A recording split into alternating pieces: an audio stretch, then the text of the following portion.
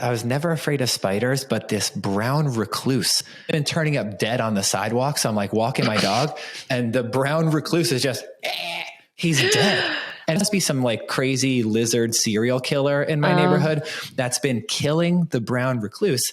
The crazy lizard serial killer places the recluse in the center of the sidewalk just as like a show of force to the neighborhood of like, dog is like, what's going on in the neighborhood? He's trying to prove that he's like king of the neighborhood watch, like essentially. You know how spiders multiply? Like there's gotta be. There's probably one of the houses on your street is probably purchased by a brown recluse family that just moved to Orlando. They just moved in. Like, hey, there's like 16,000 of us. We just moved into 551, Downing Street, and we're here now.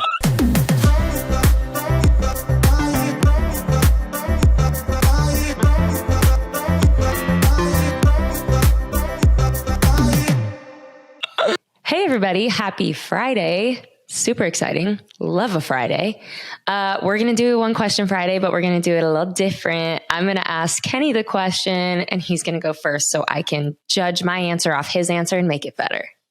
Oh my God. That's why you want to do this. That's why I want to just swap me. Exactly. Oh my God. It's a lot of pressure to go You're first. Like last time I said something and you were like, I can one up that. And that's what I want to do here today. So this is just revenge because the last one that we did. Absolutely. Did I crush you? Everything I do is out of sheer chaos. Sheer chaos and revenge. Listen, you guys heard it here first. This is retribution for my good answer on last week's One Question Friday. All right. You ready? Go for it. Hi, Connor Ann. Oh, we'll switch it. Hi, Kenny. My name is Jess. I'm 29 and I'm embarrassed to say I've never left my hometown. Listening to the podcast makes me realize I need a little adventure in my life, but honestly, it's a big world and I don't even know where to begin. Where should I travel if I've never left my hometown? So if you've never left your hometown and you want a little adventure in your life, here's exactly what I would do. I would make a list of 3 places that you've always wanted to go, but you haven't left home, so you just haven't gotten there yet. Make a list, pick 3, and then rank them in the scariest to the least scary, and then pick the scariest place to go. So if you live in New Jersey and you're like, I want to go to Boston, Orlando, Florida, and Los Angeles, and you think that Los Angeles is the most scary because it's the furthest away, it'll be the most culture shock, maybe it's the most expensive, pick Los Angeles.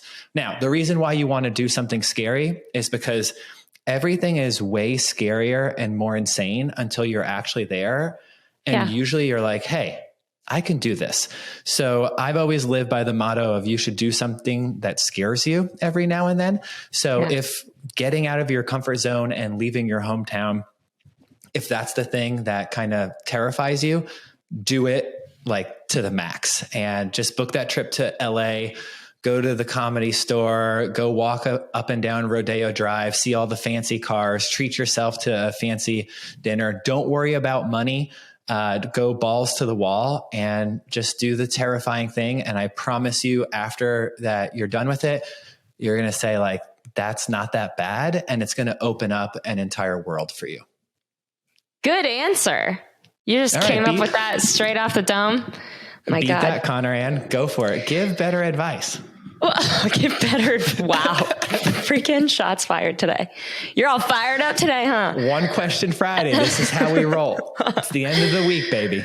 Okay. The first thing I thought when I read this was go big. And I think that's just because. Okay. Copy me. Go ahead. That's Continue. What I do. No, but seriously, like pick.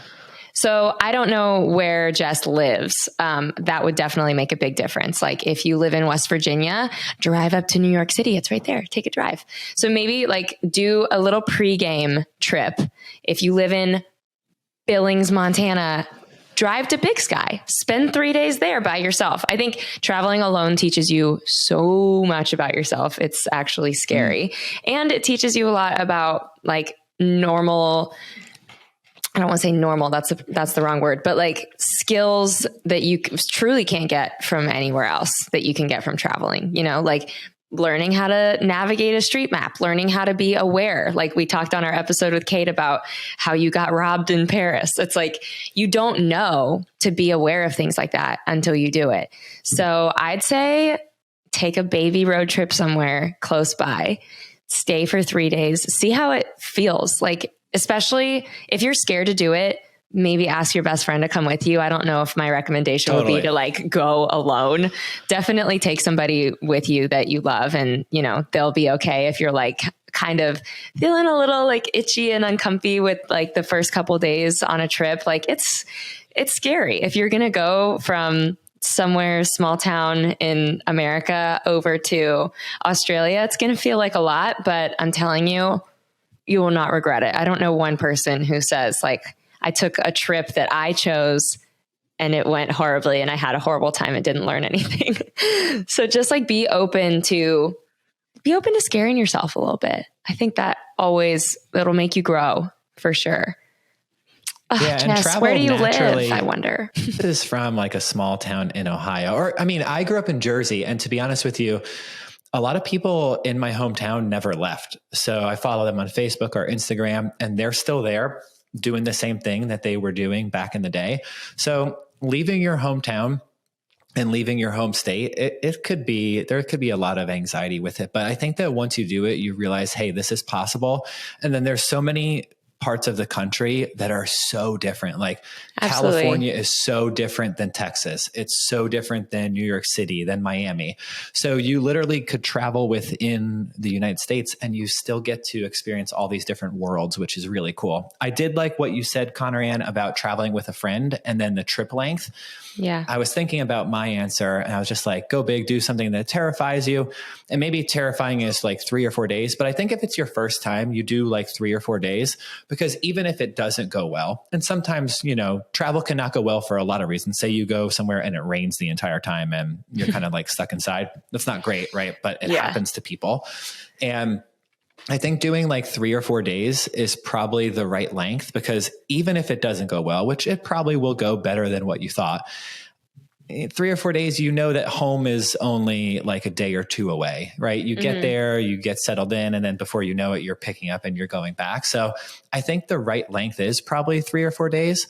And then going with a friend probably makes it easier. And if you pick a friend and all friends are created equal, I would pick someone who is a savvy traveler. Totally. Because that makes it a little bit easy. You just kind of follow them around the airport. You walk to the rental car with them. They kind of take care of all of it. And it removes a layer of anxiety for you, because checking out at National for the first time, like I traveled with Connor and I walked up to National because I've been booking with National for a decade. And I just walked up to a car and she was like, wait, what? Like, I was like, are we fucking stealing this Mustang right now? Yeah, we were about to steal a Mustang. Connor was sweating, so nervous. I was like, no, Connor, we could just rent this car. Like, we're not. I was sweating because I was excited for the thievery. No, I'm just kidding. This is a common theme now. I feel like breaking down her email, like looking at the syntax she uses words like embarrassed. I need a little adventure. It's a big world and I'm scared. I don't know where to begin. I'd say for you, don't go to New York City. Don't go to Los Angeles. I know this is a weird suggestion and maybe it's just I'm biased because I love it so much, but St. Augustine, Florida is this example I'm thinking of. What a random place. So random. You don't have to go here, The oldest city in America. It's literally the oldest city in America, so it's freaking sick. But also, I think going somewhere that allows you to have like a calm time. If you're a little worried as it is, I don't think like launching yourself into downtown Los Angeles is the move. I'd probably say go somewhere on like a relaxing vacation, you know? And then like Cape Cod is a perfect example. Like I was like, it's going to be so boring. And then I went like whale watching and we went to brunch, and maybe like for your first vacation, go somewhere that's like pretty tame and you can really just like enjoy it and do whatever you want and pick whatever activities you want. And it's not just tossing yourself into mayhem. But I would say for your first trip, you should 100% fly, because if you drive, if you drive, you can always, if you get a little uncomfortable, you could like turn the car around and go home, so you can bail out. But when you fly, your departure and your return are set. And so you kind of have to make the most of it. I am a believer of aversion therapy. So if there's something that you're like really afraid of, you just immerse yourself in that thing and then you kind of get over it. So what are you afraid of? What am I afraid of? Yeah. What are we immersing you into these days? That's like a good for me, one. it would be like a here. pit of snakes. She's scared of snakes. I'll just throw her into the snake pit. Snakes would probably be mine too. You know what? I was never afraid of spiders, but this brown recluse, I've been seeing this guy all around, and he's been turning up dead on the sidewalk. So I'm like walking my dog, and the brown recluse is just, he's dead. And he's just in the dead center of the sidewalk. So there must be some like crazy lizard serial killer in my neighborhood that's been killing the brown recluse. The crazy lizard serial killer places the recluse in the center of the sidewalk just as like a show of force to the neighborhood of like, right. I'm the baddest lizard killer here. I've been killing all these poisonous spiders, and I leave them in the center of the sidewalk. My dog is like, what's going on in the neighborhood? He's trying to prove that he's like king of the neighborhood watch, like essentially. But honestly, this psychopathic lizard is doing an amazing job, because there is dead recluse after recluse and always placed in the center of the sidewalk. And you know how spiders multiply? Like there's gotta be. There's probably one of the houses on your street is probably purchased by a brown recluse family that just moved to Orlando. They just moved in. Like, hey, there's like 16,000 of us. We just moved into We just moved into 551, Downing Street, and we're here now. They like that's the lizard's version of bringing you a housewarming gift. Here, I saved your dog's life. Yeah.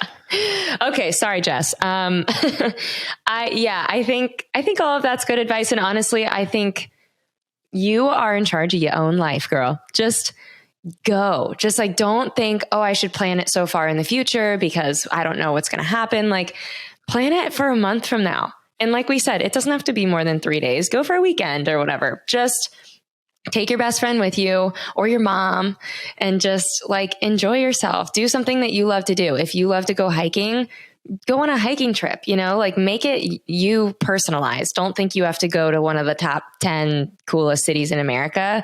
If you love whitewater rafting, go to Colorado, make it something where you're going to be comfortable because you love doing that thing.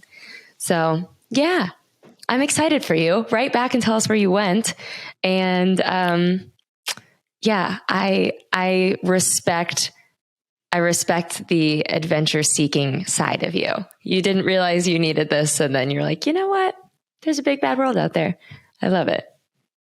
And if it's your first time traveling outside of your hometown, there are some things that you need to know as a first time traveler. Number one, create a loyalty account for all of the hotels and airlines that you book with. Yeah. And then download those brands' apps to your phone. This is going to make your whole travel experience go much, much smoother. So if you fly Delta, download the Delta app. If you stay with Marriott, download the Marriott app, and make sure that you have a loyalty account at that vendor, at that supplier, because it will make travel go easier.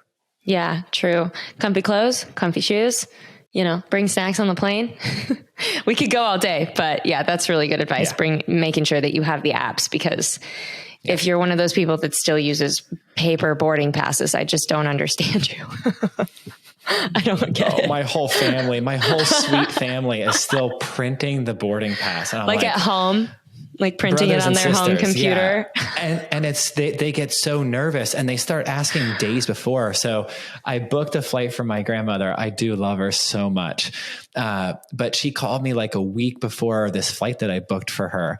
And she's like, can I won't do my grandmother's voice, do it. No, she doesn't sound like that. She just sounds so cool. You can just sound like a grandma. No one will know. I was going to sound like, I guess I'm like, well, grandson, can you help me with booking? I need to pull up my boarding pass on the printer. It's not working. So how do I print my boarding pass? And I was like, man, that's literally Bane as a grandma. No. I can't hear myself. You were born in the dark. Do I have to print my boarding pass? No, that's not my grandmother, but she 7 days before her flight, she's like, I want my boarding pass. And I was like, man, that's something that they're going to give to you 24 hours prior. And she's like, wait, what? And so, yeah, I just don't print the boarding pass, get the app, do the thing, be in 2023. We live in the best time to be alive. Yeah. I don't care what anyone says. Get the apps. Get them apps. Yeah, that's great advice. All right, Jess. I respect you. Have fun and take pictures. That's my other advice. Take lots of freaking pictures. All right. You ready? Let's get out of here. Let's do it. If you have any questions at all travel related, please send them to hello@travelnerds.co and we'll read your question on the show. And we're not experts, but we know a lot. So we're borderline trending towards experts, though. We're trending in that direction for sure. Yeah. You're getting us on the come up. You're getting like Michael Jordan in college. He hasn't become Michael Jordan yet. Exactly. But we're going to win 6 rings. So yeah, we will be Lady Gaga one day, but right now we're just Stephanie. Yeah. No one will get that unless they love Lady Gaga. I'm not Stephanie. Okay. That's all Connor. I'm going with the Michael Jordan analogy for the win. Thank you. Sorry for the references. Okay, later, nerds.